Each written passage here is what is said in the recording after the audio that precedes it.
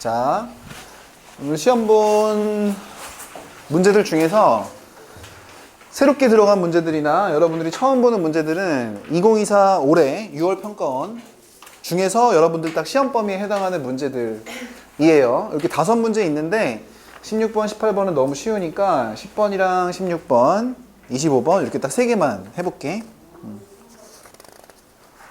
16번은 이제 그림이 복잡하기는 한데 막 그렇게 엄청 막 어렵고 그렇진 않아요. 문제에서 보면은 이 원이랑 이 원이 어떻게 되어 있어?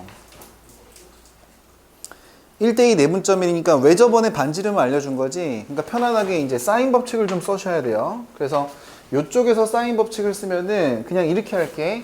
여기에 해당하는 각도를 A라고 칠게. 그냥 A. 여기 해당하는 각도를. 그 다음에 여기 해당하는 각도는 이제 C라고 칠 거야. C라고. 근데 이 C에 대한 정보는 또 각도를 줬지. 코사인 C가 얼마라고 알려줬어? 코사인 C가 마이너스 3분의 1이라고 알려줬어요. 근데 이제 외접원 반지름 이용할 거니까 이거 사인에 대한 정보로 바꿔 쓰면은 자, 사인 C는 무조건 뭐라고 할 수 있는 거냐면 3분의 2루트 2라고 할 수 있는 거야. 그지? 문제에 알려준 정보들을 어느 정도를 좀 작성을 해놓고 그 다음에 첫 번째는 사인 법칙을 쓰는 거야. 그럼 이쪽 원에서 사인 법칙을 쓰면 사인 A분의 P1, P2 이렇게 되는 거고 그 다음에 이쪽은 사인 이거 아래쪽 사인 C분의 그 다음에 뭐 다음에 Q1, Q2 이런 식이 되는 건데 근데 이게 왜 저번에 반지름이 2배잖아. 그지? 그럼 여기다가 몇 배를 해야지 똑같은 거야. 여기다가 2배를 해야지 똑같은 거야. 이걸 2배를 해야 똑같은데 그거를 이제 바꿔 써보면 요거 2 곱하기 사인 A는 어디 있어? 사인 A는 없어? 이건 찾아야 되는 거 사인 A. 그 다음에 P1, P2는 이제 이게 길이 AB가 3대 5루트이니까 이거는 3K 이런 식으로 잡고요. 이꼴 사인 C는 여기서 구해놨죠? 어디 갔어? 3분의 2루트 2. 그 다음에 Q1, Q2는 이제 5루트 2의 비율을 갖고 있어. K 이런 식으로. 이러면 지워지는 게 생각보다 굉장히 많아요. 비례상수니까 이제 K는 날아간다고 치고 루트 2, 루트 2도 제껴. 그지? 그럼 이게 사실 2분의 15인데 넘어가야지. 2분의 15. 그럼 2분의 15를 이렇게 하고 이렇게 해. 15분의 4? 땡큐. 맞아? 15분의 4? 그래서 넘기면 사인 A가 뭐가 돼? 15분의 4가 된다고? 5분의 4 아니야? 5분의 4지. 그치? 어쩐지 선생님이 구한 거는 달라요. 근데 이게 돼버리면은 이제 코사인 A도 구할 수가 있는데 코사인 A는 어떻게 돼? 3대 4대 5니까 5분의 3 이렇게 되고 그냥 많은 거야. 근데 거기 보시면은 각 DAB가 둔각이래. 90도를 넘어갔잖아. 그지? 그러니까 삼각형에서 사인 값은 항상 양수지만 코사인은 둔각이 돼버렸을 땐 어떻게 돼야 돼? 음수. 그러니까 마이너스 5분의 3인 거. 이 정도를 이제 우리가 찾아낸 겁니다. 이렇게. 그래서 A각도랑 C각도에 대한 사인, 코사인 정보들은 다 알고 있는 거야. 그렇죠? 그 다음에 구하라 쪽을 보면은 결국에는 AB랑 AD 이걸 가지고 뭐 더한 걸 구하는 거니까 이 길이를 편안하게 그냥 X라고 잡고요. 이 길이는 편안하게 Y라고 잡읍시다. 그죠? Y라고 잡아요. 그럼 이제 첫 번째는 이제 이렇게 돼가지고 이렇게 대각선으로 갈라버리면은 여기서 또 요 길이 정보들이 있어. 길이 정보들이 이게 몇 센치야? 요거 있죠? 요거는 2cm? 그지? 이거는 3cm. 그래서 이제 넓이 정보가 있기 때문에 두 번째 상황은 이걸로 갑니다. 삼각형 BCD의 넓이. 삼각형 BCD의 넓이가 얼마래? 이거 구해야 되겠네? 삼각형 BCD의 넓이. 안 구해도 되겠네? 안 구해도 되고. 삼각형 BCD 말고 삼각형 ABD. 삼각형 ABD의 넓이는 어떻게 돼? 문제에서 알려주지 않아요? 2라고 알려주지. 근데 이게 2분의 1 곱하기 XY 곱하기 사인 A를 붙여야 돼. 사인 A가 어디 있어? 5분의 4. 여기 5분의 4가 있죠. 근데 그 녀석이 넓이가 2라는 걸 알려줘. 그래서 여기서 구할 수가 있는 게 XY가 얼마라는 거야? 5다. 이렇게. 이거를 구해내요. 그죠? 두 번째, 세 번째. 세 번째는, 이게 지금 두 변과 끼인가? 약간 SAS 느낌이 나야 되거든? SAS 느낌이 나면서 BD 길이에 대한 정보를 기준으로 가야 되는데, BD 길이의 제곱은 이거 위쪽 삼각형에서는 좀 힘드니까 아래쪽 삼각형으로 먼저 봅시다.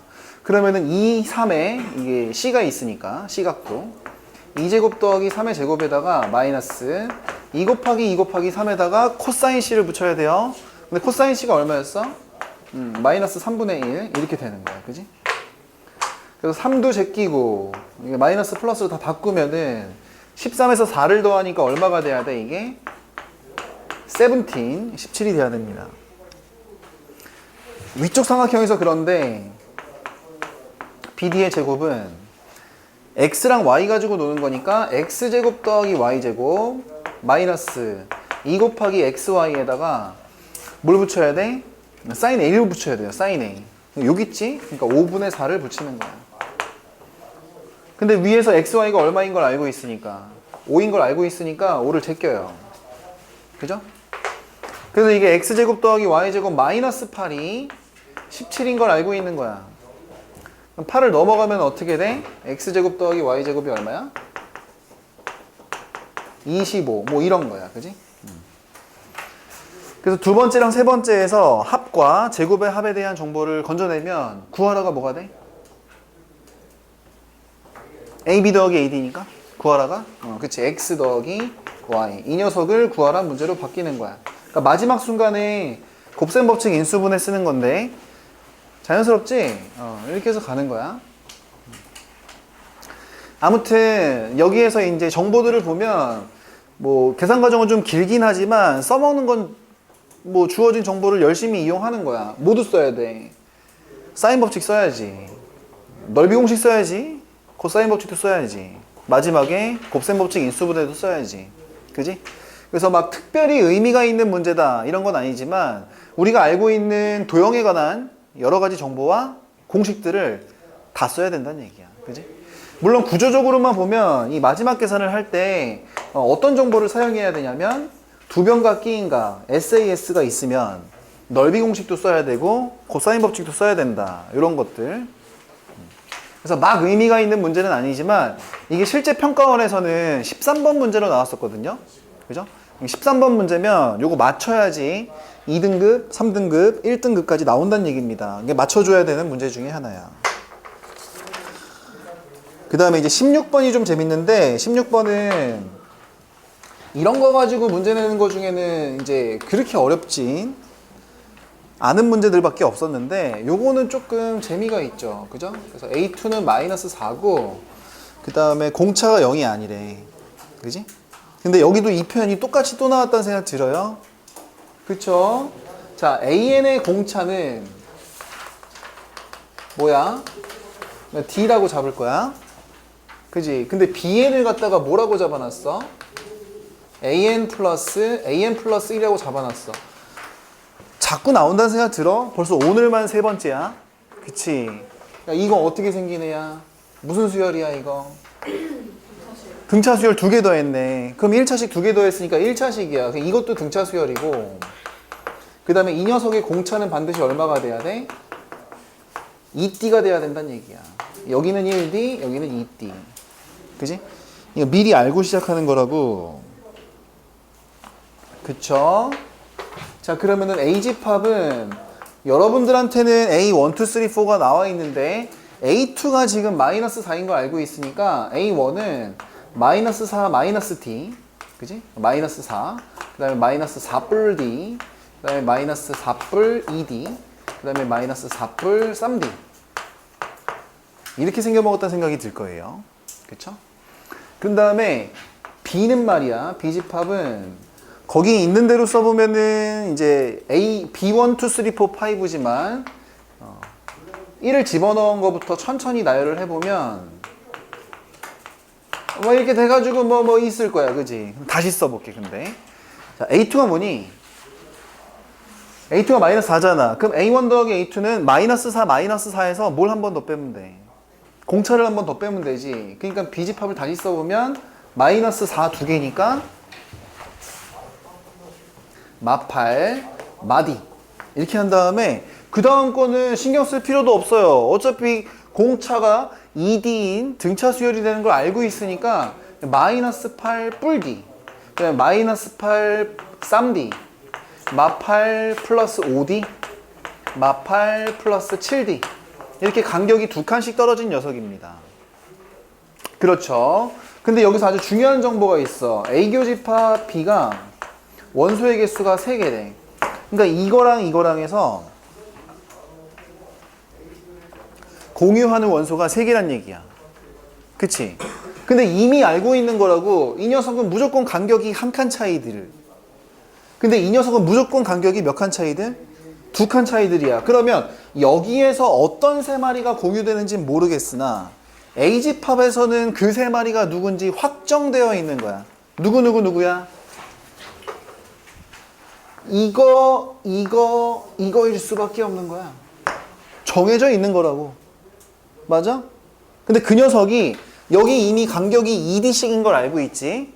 그러면 간격이 2D씩인 세 마리를 B에서 잡는 경우의 수는 다음과 같은 이 세 가지 케이스밖에 없어요. 이렇게 세 마리를 골라버리거나, 이렇게 세 마리를 골라버리거나, 2, 3, 4. 아니면 이렇게 세 마리를 골라버리거나. 이거 말고 다른 경우 존재하니? 존재하지 않습니다. 그래서 게임이 끝이 났어요.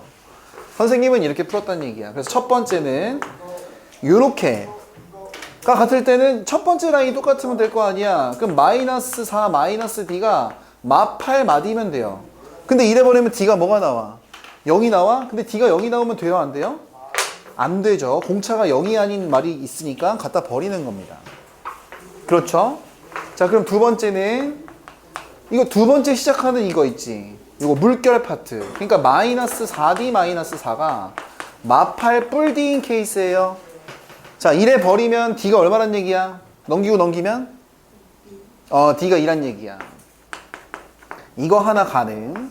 그 다음에 세 번째는 마4 마디가 이거 두 줄짜리 첫 번째 녀석 요렇게 되는 겁니다. 넘기면 D가 이때 얼마란 얘기야? 1 요렇게 된다는 얘기예요. 그죠? 근데 저 D가 0이에요? 존재하지 않는 거예요? 안 되는 거지. 그러니까 뭐 0이 아니잖아요. 0이 아니네. 그지? 그냥 존재하지 않는 그냥 안 돼. 그냥 안 돼. 그지? 죄송.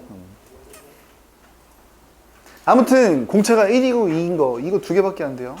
그러면은 게다가 우리한테 이제 두 번째 하게 되는 정보가 있으니까 여기서 AN을 결정하는 거는 개꿀. 금방 끝났습니다. 그냥. 그러니까 AN은 2N으로 시작하면 두 번째 항이 마사가 되려면 2 집어넣어서 마사니까 마8 이렇게 돼야 되고요. 그 다음에 이때 AN은 공차니까 1이니까. 자, 근데 2 집어넣어서 마사가 나오려면 마6 이렇게 하면 되나? 마6? 그지? 근데 우리가 원하는 건 A의 20번째 항들, 이 녀석들의 합이니까 20 갖다 박으면은 40에서 8 빼서 32. 여기다 20 갖다 박으면 20에서 6 빼니까 14. 그죠? 이거 두 개 더하면 얼마? 46. 뭐 이런 답이 나오는데 그런 거보다 하시면 되죠.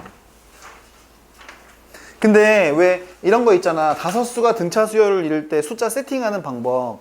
이런 거 가지고 푸는 문제는 그동안 편안한 문제집 문제에선 그렇게 어려운 게 없었는데 뭐 여기서는 조금 재미가 있네요. 그죠? 그 다음에 나머지 문제는 다 일반적이거나 우리가 다 풀었던 문제들. 꼭 자인스토리에 있던 거 영상을 찾아보더라도 이렇게 하시면 될 것 같고, 그 다음에 이제 선생님이 딱 하고 싶은 얘기는 사실 25번에 집중되어 있긴 해요.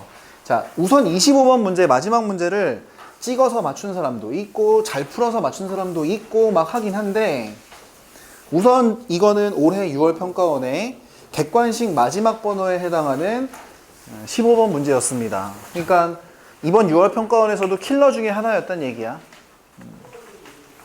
근데 문제를 쓰면서 대충 스토리를 얘기해 보면 선생님이 원래 문제를 막 이것저것 출제하기도 했고, 우리가 특히 우리 학원 교재에서도 점화식 파트의 킬러 문제를 되게 많이 풀었었죠. 근데 그런 문제 하나도 안 냈어요. 거의 하나도 안 내고 그냥 이거 새로운 문제 하나만 딱 집어넣었거든. 왜 그랬을까? 선생님이 왜 그랬을까? 응축하고 있는 문제. 거의 모든 걸 응축하고 있는 문제이긴 하죠. 왜냐하면 쓰레기 점화식이 나왔어. 그지? 쓰레기 점화식. 근데 경우를 막 나눠야 돼. 그런 다음에 막 추적을 하는 문제예요. 추적을 해. 그지? 하물며 우리가 풀었던 이런 여러 가지 기출 문제들에서도 그렇고, 그건 이제 공부를 해서 여러분들이 복습을 하면 되긴 하는 거지만, 좀 전에 아까 전에 현석이가 했던 말이 아주 기가 막힌 얘기야. 선생님, 저 초면인 문제인데요? 그지? 결국 너네가 보는 수능 문제나 너희가 보는 기말고사 문제는 당연히 초면일 수밖에 없다고. 조건이 바뀌면 문제가 달라지는 걸 뭐. 응? 그래서 초면인 문제를 어떻게 풀 것이냐, 이 얘기를 하고 싶었던 거야. 응? 이게 AN이 임수일 때. 더군다나 이 문제는 그나마 좀 할만해요. 왜냐면 A1을 이제 뭐라고 주잖아. 그지? A1을 K라고 줘요. 그죠?